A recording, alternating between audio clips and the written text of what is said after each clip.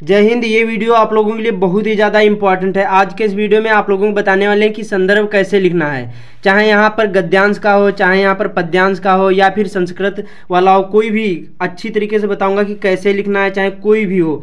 और देखिए इस वीडियो से आप लोगों के कितने नंबर पक्के हो जाएंगे, 6 नंबर ये यहाँ पर, और 6 नंबर ये पद्यांश के 12 नंबर। उसके बाद में यहाँ पर देखिए ये पूछा जाता है संस्कृत वाला, और ये 5 नंबर ये। उसके बाद में यहाँ पर 5 नंबर ये, मतलब आपके 22 नंबर बिल्कुल पक्के हो जाएंगे। तो वीडियो को पूरा देखना, अच्छे से बताऊंगा कि कैसे आपको संदर्भ लिखना, कोई भी हो बड़ी आसानी से आप लोग लिख पाओगे।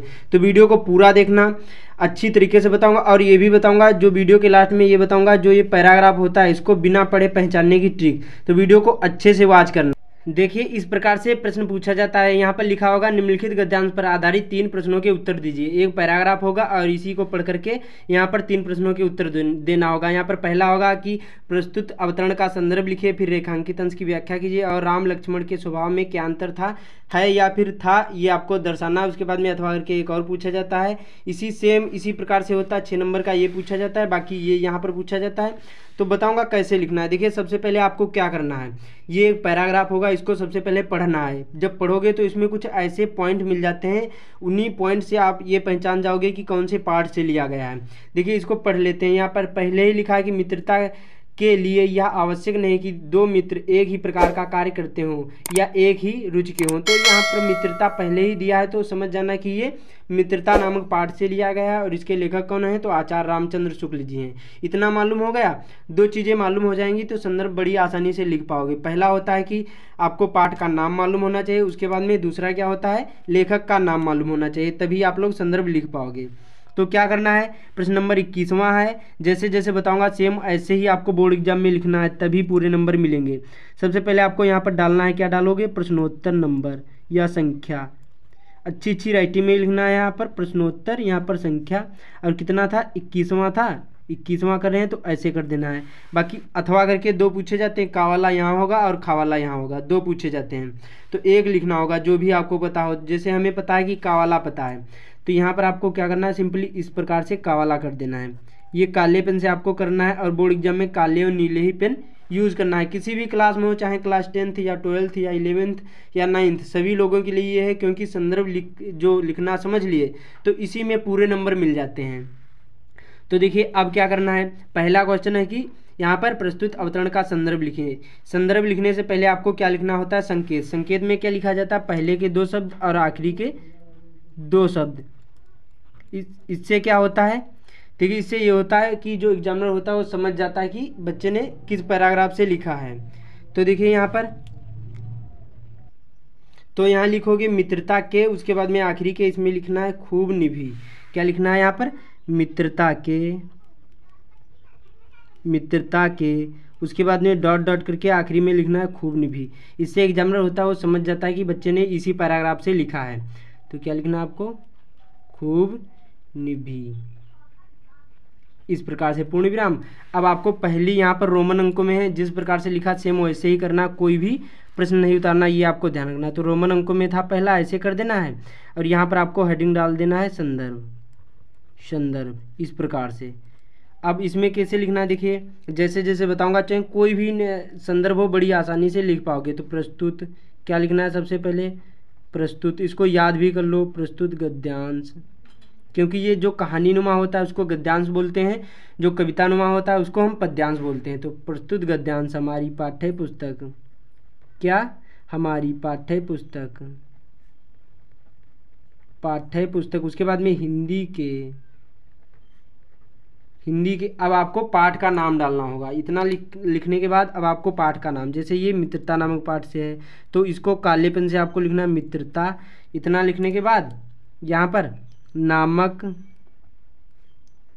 पाठ से, क्या है, उद्धृत है या संकलित है, कुछ भी यहाँ पर आप लोग लिख सकते हैं, संकलित है, इस प्रकार से हो गया। और इसी में आपको लिखना है लेखक का नाम। तो इसके लेखक, क्या लिखना है, इसके लेखक। अब यहाँ पर आपको काले पेन से फिर से आपको डालना है आचार्य रामचंद्र शुक्ल। क्या डालना है, आचार्य रामचंद्र शुक्ल, इस प्रकार से।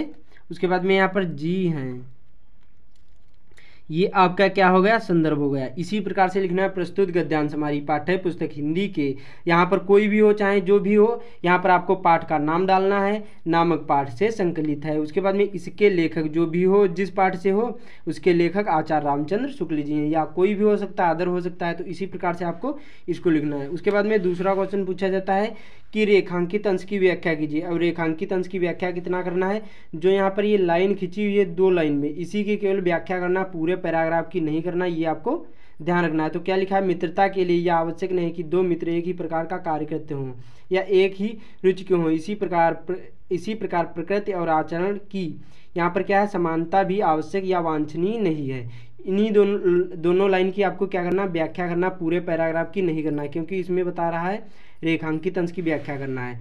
तो यहाँ पर दूसरी ऐसे कर देना है रोमन अंकों में, और यहाँ पर काले पेन से आपको डालना है रेखांकित अंश की व्याख्या,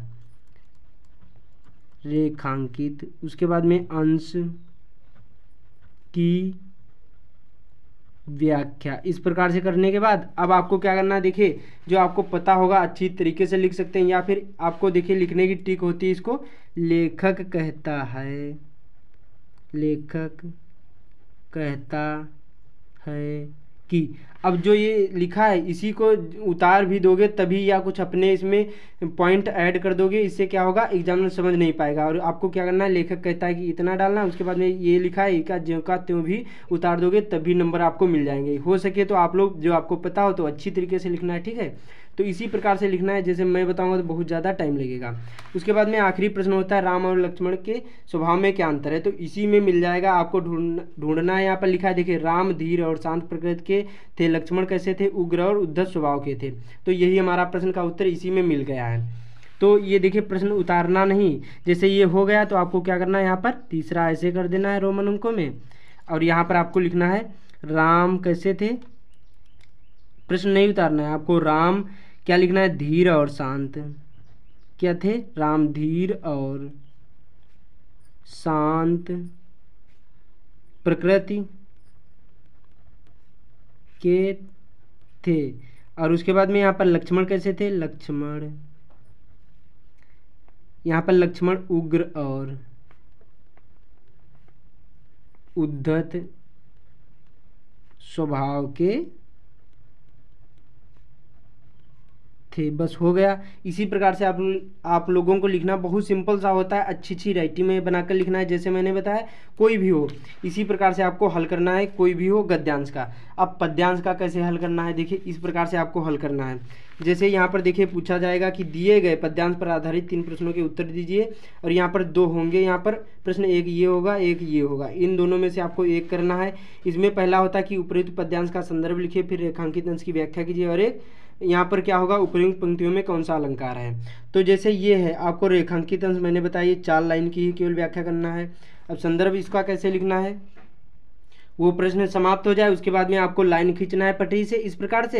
अब प्रश्नोत्तर नंबर 22वां ऐसे डालकर जो भी का करोगे, का खा करोगे, जो भी करोगे ऐसे कर देना है। मैंने बताया संकेत में पहले के 2 अक्षर चाहे जो भी हो, जो संदर्भ लिख रहे हैं, उसके बाद में आखिरी के 2 अक्षर या 3 अक्षर, उसके बाद में संदर्भ। इसमें देखिए क्या होता है, मैंने बताया केवल आपको जैसे पद्यांश हो, जो कवितानुमा होता है उसको पद्यांश बोलते हैं, जो कहानीनुमा होता है उसको हम क्या बोलते हैं, गद्यांश बोलते हैं। तो यहाँ पर प्रस्तुत पद्यांश हमारी पाठ्य पुस्तक हिंदी के भक्ति, जैसे इसका नाम है, जैसे पाठ का नाम, तो मैंने बताया था कि पाठ का नाम यहाँ पर ऐड कर देना। उसके बाद में नामक शीर्षक से लिया गया है या फिर पाठ से लिया गया है। उसके बाद में इसके कवि बिहारी लाल जी हैं। तो देखिए इसमें आपको ध्यान रखना, इसमें क्या होता है, कवि होता है। पद्यांश में आपको कवि लिखना होगा, और जो गद्यांश होता है तो यहाँ पर लेखक लिखते, बाकी सेम वैसे ही लिखना होगा संदर्भ। बाकी व्याख्या करना है, मैंने बताया जो लाइन खींची हुई उसी को व्याख्या करना है, बाकी एक प्रश्न होता है उसको हल करना है। उसके बाद में यहाँ पर देखिए पूछा जाता है ये संस्कृत वाला, इसको कैसे लिखना है, ये भी बहुत सिंपल सा होता है।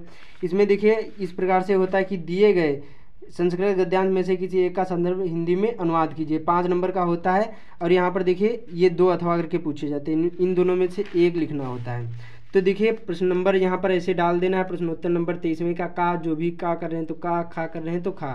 फिर से यहाँ पर संकेत डालना, पहले के 2 शब्द और आखिरी के 2 शब्द। फिर से इसमें कैसे लिखना है, देखिए संदर्भ संस्कृत वाला, तो प्रस्तुत गद्यांश हमारी पाठ्य पुस्तक सेम वैसे ही करना है, केवल यहाँ पर आगे चेंज करना है। प्रस्तुत गद्यांश हमारी पाठ्य पुस्तक हिंदी के संस्कृत खंड के, इतना चेंज करना है। उसके बाद में जो भी पाठ का नाम हो नामक पाठ से संकलित है या फिर लिया गया है। इसमें लेखक या कवि कोई नहीं होते हैं संस्कृत में, ठीक है, बहुत सिंपल सा होता है, केवल यहाँ पर संस्कृत खंड के ऐड करना होता है। बाकी अनुवाद आपको पता हो तो अनुवाद कर देना है। बाकी देखिए यहाँ पर श्लोक एक पूछा जाता है, श्लोक में आपको क्या ऐड करना होगा संदर्भ में, तो देखिए यहाँ पर इस प्रकार से प्रस्तुत श्लोक हमारी पाठ्य पुस्तक हिंदी के संस्कृत खंड के वीरा वीरेण पूजिते जो भी पाठ का नाम हो नामक पाठ से लिया गया है या फिर संकलित है। इस प्रकार से संस्कृत वाला आपको लिखना होगा। मैंने सभी बता दिए, चाहे ये हो चाहे वो वाला हो, सभी बता दिए। तो इसी प्रकार से आपको हल करना है। देखिए इसको पहचानने की ट्रिक बता देता हूँ। यहाँ पर जो संस्कृत वाला होता है इसमें क्या करना, पहले आपको पाठ का नाम याद कर लेना है। जैसे इसमें क्या है, यहाँ पर इयम, यहाँ पर नगरी विविध धर्माणाम संगम स्थली, तो इसमें क्या है वाराणसी का जिक्र किया गया है, क्योंकि इसमें महात्मा बुद्धा तीर्थकरा, उसके बाद में पार्श्वनाथा, शंकराचार्य, कबीरा, गोस्वामी तुलसीदास, अन्य, यहाँ पर अन्य चा बहवा। तो देखिए इसमें क्या है वाराणसी का जिक्र किया गया है, तो इसमें वाराणसी नामक पाठ है। तो इसमें क्या हमारी कल्चर के बारे में बताया गया है। देखिए ऐसाम कर्मा वीरा, यहाँ पर कर्म, यहाँ पर वीराणाम संस्कृति, तो इसमें क्या है हमारे कल्चर के बारे में बताया गया। तो ये भारतीय संस्कृति नामक पाठ से लिया गया। तो बहुत सिंपल सा होता है। अब जैसे गद्यांश में पहचानने की ट्रिक, इसमें क्या करना, सबसे पहले पाठ आपको याद कर लेना है और पाठ आपको एक बार पढ़ लेना है। और उसमें ऐसे पॉइंट मिल जाते हैं, जैसे मित्रता नामक पाठ होगा तो मित्र का जिक्र किया गया होगा, भारतीय संस्कृत का होगा तो उसमें हमारे कल्चर के बारे में बताया गया होगा। और जैसे जो यहाँ पर ममता होगा तो उसमें ममता के बारे में बताया गया होगा। जैसे और अजंता की होगा तो उसमें गुफाओं के बारे में बताया गया होगा, चित्रों के बारे में। तो ऐसे आपको टिक लगा लेना है, जो उसमें ज़्यादा मेन हो उसी का टिक लगा लेना, उसी प्रकार से उसको तैयार कर लेना। इसी प्रकार से आप लोग लिख पाओगे। मैंने सारी चीज़ें बता दी कि संदर्भ कैसे लिखा जाता हो, चाहे गद्यांश का, चाहे पद्यांश का, चाहे संस्कृत वाले। तो इसी प्रकार से आपको सारी चीज़ें लिखना। उम्मीद करता हूँ आप लोगों को समझ में आ गया होगा। तो इस वीडियो को ज़्यादा से ज़्यादा शेयर कर देना। बाकी चैनल पर पहली बार आए चैनल को सब्सक्राइब भी कर लेना। मिलते हैं अगले वीडियो में।